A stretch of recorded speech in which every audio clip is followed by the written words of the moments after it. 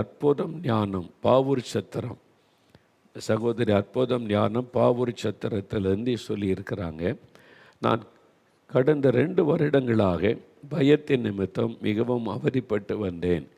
எப்பொழுதும் என் இருதயத்தில் பயம் இருந்து கொண்டே இருக்கும்.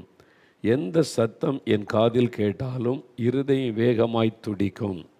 வீட்டில் நான் தனிமையாக இருக்கவே முடியாது.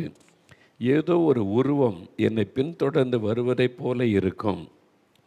நான் படுத்திருந்தால் தூங்கவே முடியாது. என் காதில் ஒரு சத்தம், நீ வாழக்கூடாது, தற்கொலை செய்து செத்துவிடு என்று சொல்லிக்கொண்டே இருக்கும்.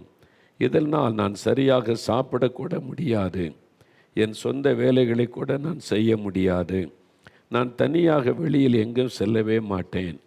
என் குடும்பத்தார் என்னால் மிகவும் கஷ்டப்பட்டார்கள். மேலும் மனநல மருத்துவரிடம் சென்று சிகிச்சை எடுத்தேன். ஆனாலும் எந்த ஒரு பலனும் கிடைக்கவில்லை.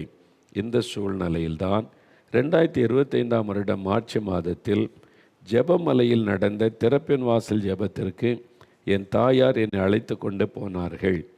தேவ ஊழியர் ஒருவர் ஜெப வேளையில் பிசாசின் பிடியில் உள்ளவர்களுக்காக ஜெபிக்கும்போது நானும் என்னை அறியாமல் அலறிக்கொண்டு கீழே விழுந்து விட்டேன். 5 நிமிடம் கழித்து தான் எழும்பினேன். எனக்கு அந்த நேரத்தில் கனமாக இருந்த என் உடம்பு லகுவாக இருந்தது. பெரிய ஆச்சரியம். 2 வருடம் கழித்து அன்றுதான் முதலாக நன்றாக நான் சாப்பிட்டேன். அன்றிலிருந்து இப்பொழுது எனக்கு எந்த ஒரு பிரச்சனையும் இல்லை. நன்றாக என்னுடைய வேலைகளை செய்கிறேன். வெளியில் எங்கு வேண்டுமானாலும் தனியாக செல்கிறேன். நன்றாக தூங்குகிறேன்.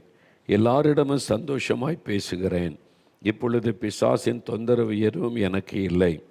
இயேசு எனக்கு பூரண விடுதலை கொடுத்துள்ளார். இயேசுவுக்கே எல்லா கனமும் மகிமை உண்டாவதாக. 2 வருஷம் பயத்தின் ஆவி, பயம் பயம் பயம். நீங்கள் இதுக்கு பின்னால் இருப்பது ஒரு ஆவி, அறிந்து இது மாதிரி ஆயிரக்கணக்கான பேர் விடுதலை பெற்று இருக்கிறாங்க.